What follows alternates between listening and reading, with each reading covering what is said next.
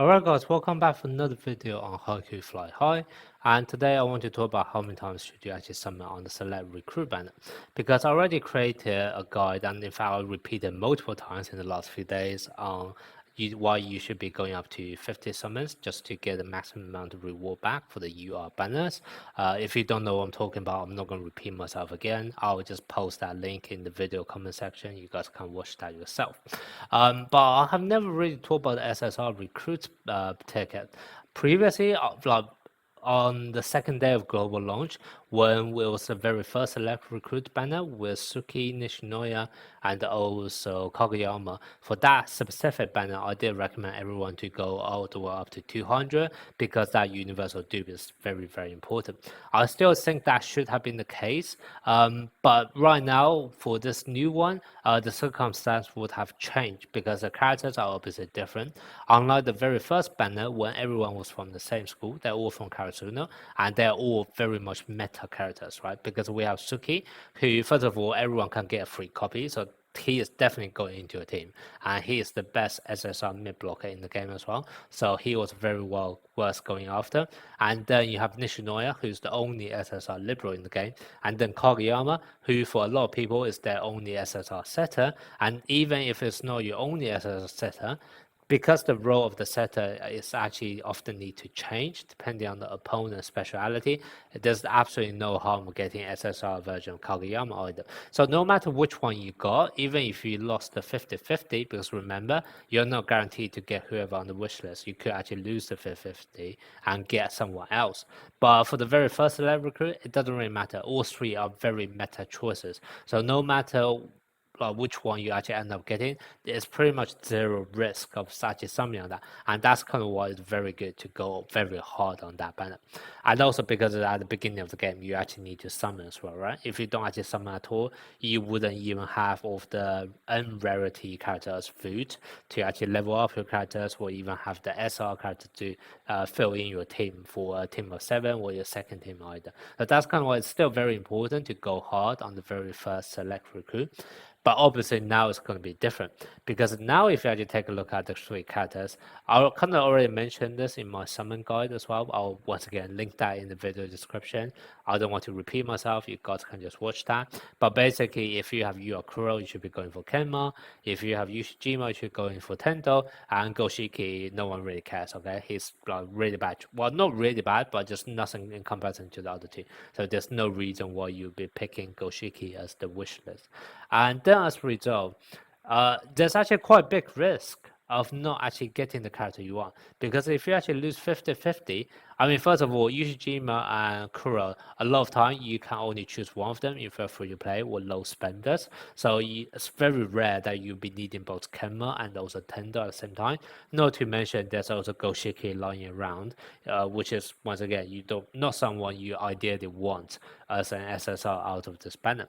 So if you actually go hard on this and actually end up hitting the pity, very likely it's not actually going to be a character you really want for your team, or at least won't be able to improve your team directly. And that's kind of why there's actually a big risk of summoning any further on this banner.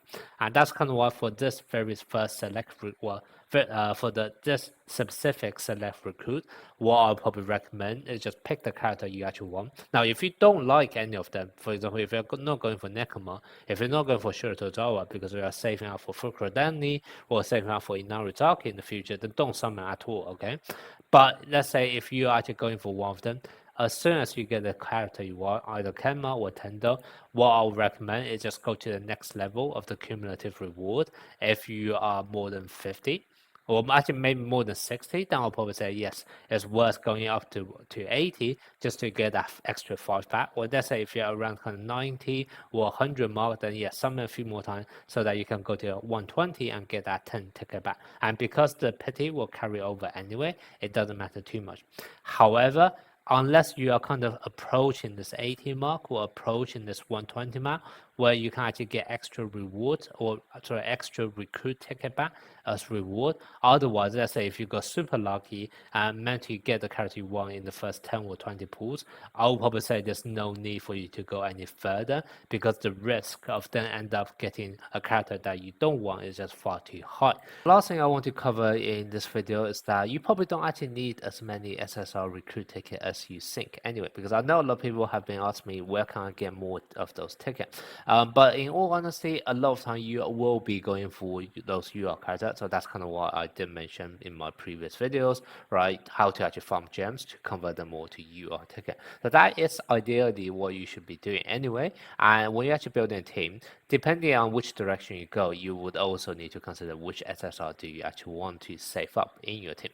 Now, if you haven't seen it already in some of my previous videos, I have highly recommended everyone to get Hirogami and Hoshiyumi.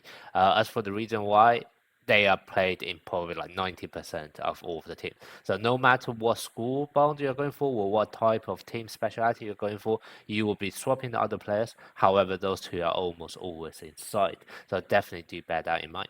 So if you think about it, I need a team of 7. Those two are kind of already sorted. So as a result, I only need to find another 5 players in my team. And vast majority of the time, you will be building that team alongside with 1 or 2 other UR units anyway. And that will only mean you only need to fill in the slot for 3 SSR. So what are the other UR units you can potentially go for, right? If you are going for a Shiratorizawa team, obviously you will be trying to build the team around Ushijima. So you probably go something like this, and then you go Okawa. And then it's very simple. You then need to pick 3 other SSR characters, which are from Shiratorizawa, in order to get that scuba. Or if you want to go for full UR, then that's also fine. But obviously, if you're going for full UR, you don't need any SSR recruit ticket in the first place, right? So that's kind of why I'm not going to mention that. So kind of you can already see Shiratorizawa only need those 3 SSR. So if it so happens the select recruit banner contains those 3 SSRs, then I'll be going for it. Otherwise, I will just skip that, and therefore I will save up my recruit ticket. And likewise, if I'm not actually going for, let's say, a team around Shotozoa, instead I am going for this one instead. So going for the Mia twins, then once again, it's going to be very simple. You will build a team around in Narizaki, and then you have 3 slots remaining. So maximum 3 SSR, or maybe actually because you already have 2 UR units, you can potentially, you have 2 units from the same school, you can do 2 SSR and then another UR character instead. So that's also another way you can do it. But once again, you can say you don't actually need as many SSR units as you think. Vast majority of the time, it's only going to be another additional 2 or additional 3. So just have a think about which what SSR unit those 2 or 3 are going to be, and only summon when they are actually in the select recruit banner. Other time, you can also consider going hard on a select recruit banner. It's obviously when all 3 characters on that banner is actually going to be from the same school. And the idea here is that this will be used to improve your second team, will allow you to build another team from scratch rather than improving your existing first team. So for example, in the very first select recruit banner we got, we had Suki, Kageyama, and Nishinoya, who are all from Karasuno school, obviously. So even if I go all the way to 200, I got super unlucky with all my 50-50 and lost them, I will still be picking out the same players from the school, and just with the 3 of them, and potentially if I just pick up another character, let's say Hinata from the battle pass, then I already have a school bomb just with the 4 characters available. That's kind of why when you do actually see 3 characters from the same 3 characters from the same school in the same select recruit banner, you can also consider just going very hard on that banner in order to just build your second team from scratch. So obviously right now it's unlikely we will be going full on with Shiratorizawa or Kenma because they are already kind of mix and match between those 2 schools right now. However, in the future, it's possible that we may be getting a case where we have Fukurodani characters, right? We have the 3 Fukurodani characters instead, and then you can actually end up picking up the Fukurodani team. Oh, the wind spark is going to be Bakuto, so I'm not going to demonstrate that. But let's say for the opposite hitter and also for the liberal, so let's say if we actually get select recruit banner with those 3, maybe Akashi as well, right? Then you can actually consider going for that select recruit, because even if you lose all the 50-50, the risk is pretty minimal. The worst case you will do is just that you will be going into a Fukudani team instead, right? And that is still absolutely fine, because no matter whether you are wanting that for your first team alongside with Bakuto, or you want to just use that to build for your second team, either version is going to be fine. So you're once again at a lower risk of going hard on that banner.